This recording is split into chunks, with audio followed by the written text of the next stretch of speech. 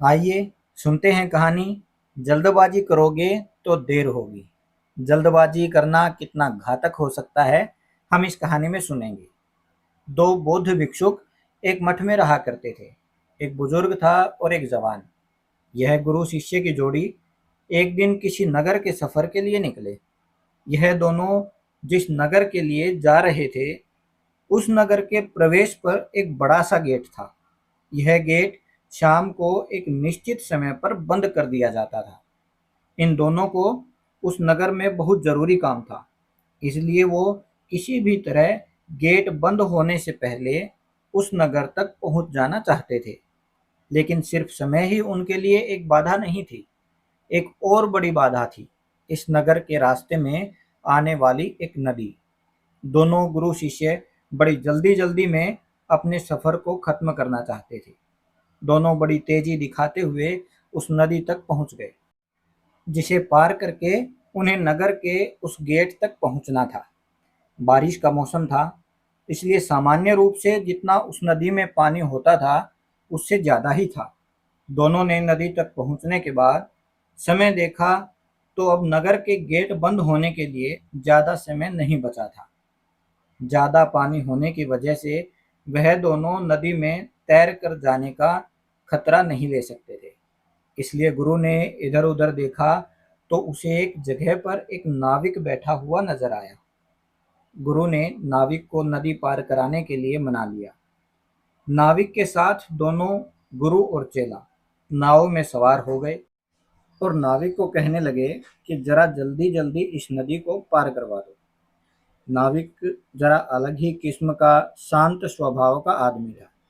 नाविक बोला, जल्दी जल्दी में कोई किसी मंजिल तक नहीं पहुंच सकता। जो भी होगा आराम से होगा। गुरु और चेले ने नाविक से कहा कि आराम से हम जाएंगे तो उस गेट के बंद होने से पहले नहीं पहुंच पाएंगे।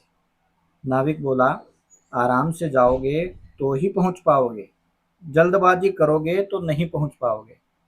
नाविक अपनी गति से बिना उनकी बात सुने उन्हें किनारे तक ले गया। किनारे पर आते ही गुरु और शिष्य ने बहुत जल्दबाजी दिखाई और वह गेट की तरफ दौड़ने लगे। नदी किनारे से गेट तक का रास्ता बड़ा पथरीला और झाड़ियों वाला था। जल्दबाजी में बूढ़े बौद्ध भिक्षुक का झाड़ियों में पैर फंसा और वो गिर गया। गिरते ही पत्थर से उसके सिर पर घाव बन गया और काफी खून बहने लगा। शिष्य ने, जो आगे निकल चुका था, वापिस आकर अपने गुरु को उठाया और उनका घाव साफ किया, उन्हें बैठाया।